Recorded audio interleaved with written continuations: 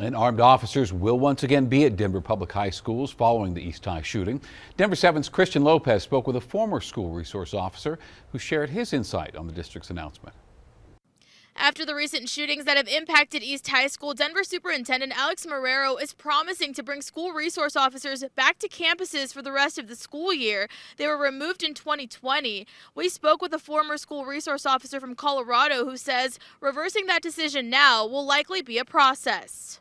It is a piece of the puzzle that's missing in some schools, and that piece going in and returning to the schools is going to make a world of difference. Stacy Collis knows firsthand how much of a difference it'll make. Not only was he himself a school resource officer for 20 years, now he helps train them all across the country.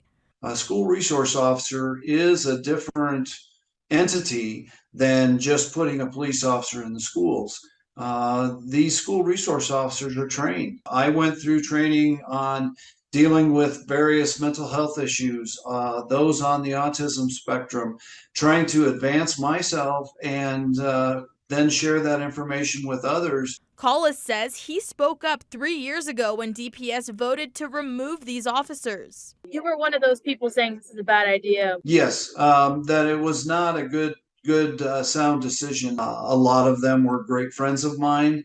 The men and women that were doing the job, doing great things. I think you're now seeing some of the ramifications of that decision. Now DPS is saying, okay, we're going to bring SROs back. How easy is that going to be now?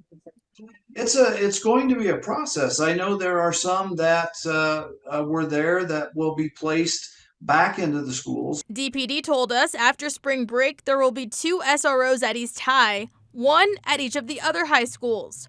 For some context, back in 2020, there were 18 school resource officers before the program ended. This former East High student who preferred not to be identified said she saw how much these officers helped. They were around the building when fights would happen. They would be there. If there were any, big things, if there were like during lockdowns, they were helping with that. Our in-depth reporting this week shows even studies on the impacts of SROs are mixed. The most comprehensive came from the National Institute of Justice, which determined that school policing was not an effective way to increase safety and security. The study also found that schools with SROs had higher rates of suspensions and expulsions. That's why Collis says it's important to make sure the officers are a good fit. We want to get quality people into these positions. It is a good move to move them back in so that they can start building those relationships. They can start working with the community. We wanted to know more about the plan to bring school resource officers back to campuses. I reached out to DPS and Denver Police, but they weren't available for on-camera interviews. Reporting in Denver, I'm Christian Lopez, Denver 7.